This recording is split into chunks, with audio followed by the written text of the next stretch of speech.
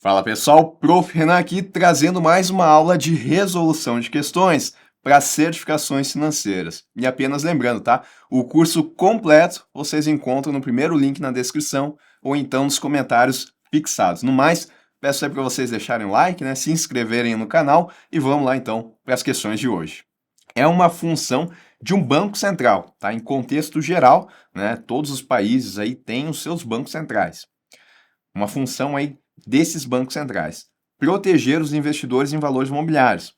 Né? Isso acaba sendo muito específico, tá? Depende aí da característica de cada banco central. Aqui no nosso país, quem vai fazer isso é a Comissão de Valores Imobiliários. É uma entidade autárquica diferente, tá? Não é o Banco Central quem faz.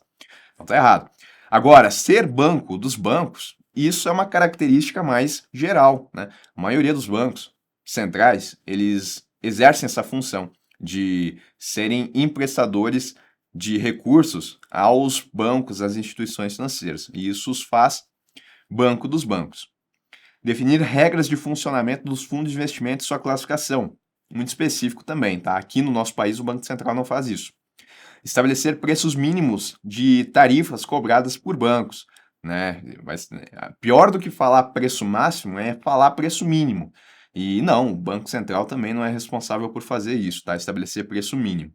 O cadastro dos dados dos clientes das instituições financeiras deve reunir o maior número de informações, independente da atualização desse cadastro para prevenção de lavagem de dinheiro.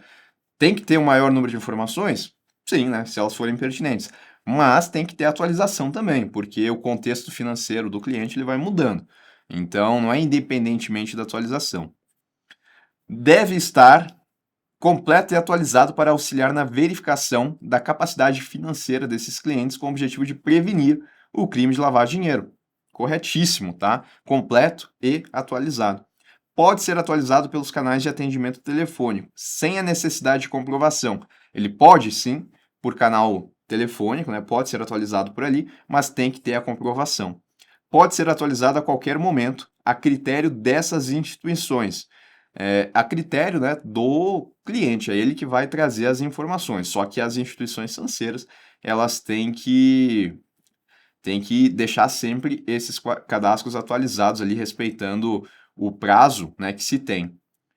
Então, resposta aí na letra B, completo e atualizado. Em um investimento sob o regime de capitalização composta, a taxa de juros ela incide sobre o capital inicial acrescido dos juros acumulados até o período da capitalização anterior. Definição perfeita, né? Eu tenho então um investimento onde eu coloco R$ 1.000. E aí, todos os meses, eu tenho aqui, né, o pagamento, o cálculo dos juros. Então, a cada mês, eu vou calcular aqui, mês 1, mês 2, mês 3. E vou calcular 1% aqui a cada mês. Então, no primeiro mês, eu vou calcular 1% de R$ 1.000. Isso vai dar 1.010. No segundo mês, eu vou calcular 1%, mas agora vai ser sobre o valor, né, acumulado de juros, como ele falou aqui, ó, incide sobre o capital inicial, sim, mas acumulado dos juros da capitalização do período anterior. Então, 1% sobre 1.010. E aí eu vou ter o resultado aqui, né, que se não me falha a memória, aí vai ser 1.021. E aí, né, no terceiro mês, eu vou calcular 1% sobre 1.021. Talvez esteja errado aqui porque eu fiz de cabeça, mas é sempre assim, tá? É 1% em cima do período anterior, nesse exemplo aqui. Os juros são constantes? Não, né? Eles não são constantes, eles estão aumentando. Aqui foi 10, aqui foi 11, depois ele vai aumentar mais um pouquinho. As taxas de juros em cada período de capitalização incidem apenas sobre o capital inicial. Aí seria um exemplo de juros simples e não compostos. A taxa de juros incide apenas sobre os juros acumulados até o período de capitalização anterior. Não, né? Porque eu também tenho que levar em consideração o investimento inicial mais os juros acumulados. Então, resposta na A. Um gerente de contas precisa analisar se um dado produto de investimento é adequado aos objetivos de investimento do seu cliente. Para isso, ele deve verificar no mínimo.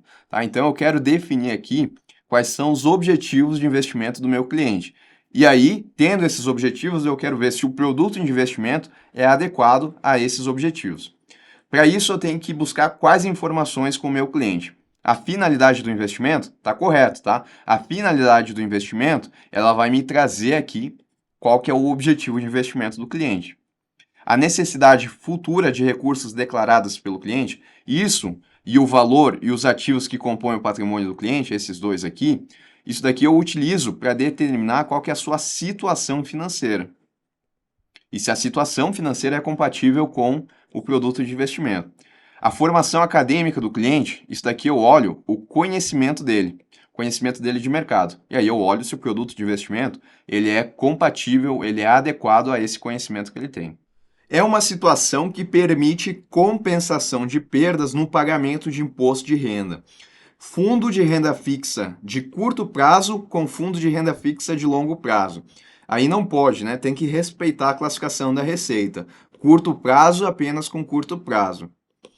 Então aqui não daria. Fundo multimercado com o fundo de ações. Não pode, porque eu só posso compensar fundo de ações com fundo de ações. Não posso misturar com multimercado, renda fixa e cambial. Fundo cambial com o fundo de renda fixa de curto prazo. Não, né? Eu tenho que respeitar a classificação da receita. Curto prazo apenas com o outro de curto prazo. Fundo de renda fixa de curto prazo com outro fundo de renda fixa de curto prazo. Então, curto prazo com curto prazo, aqui é possível. A cédula do produtor rural, a CPR, ela pode ser emitida por quem? Instituições financeiras? Não, né? Não são as instituições que vão fazer a emissão. Quem pode fazer são principalmente as cooperativas rurais. Companhia securitizadora? Não, tá? Ela pode emitir títulos aqui do agronegócio, do setor ali, mas eles vão ser CRAs, que são certificados de recebíveis, porque ela trabalha com o processo de securitização. E banco de investimento também é uma instituição financeira, então não pode emitir aqui a CPR. Nos planos de previdência complementar aberta, do tipo PGBL, com regime de tributação compensável, tabela progressiva, o imposto de renda ele é de 15% na fonte sobre. Quando acontecer o resgate, é 15% na fonte, né? E como é um PGBL, é sobre o total. Então, vai ser sobre o valor total resgatado? Sim. E não haverá valores adicionais a pagar na declaração anual. Eu não sei se vai ter ou se não vai ter, porque não foi falado qual que é a renda dessa pessoa. Então, não dá para afirmar. Coloca um não aqui, né? Vai ser sobre o rendimento? Não, é sobre o valor total, porque é um PGBL. Sobre o valor total resgatado? Sim, e poderá haver valores adicionais a pagar na declaração anual. É isso, né? No ano seguinte, de acordo com a renda do participante, pode ser que ele tenha que fazer o pagamento de valores adicionais, ou até mesmo ser restituído. Tudo depende da renda dele.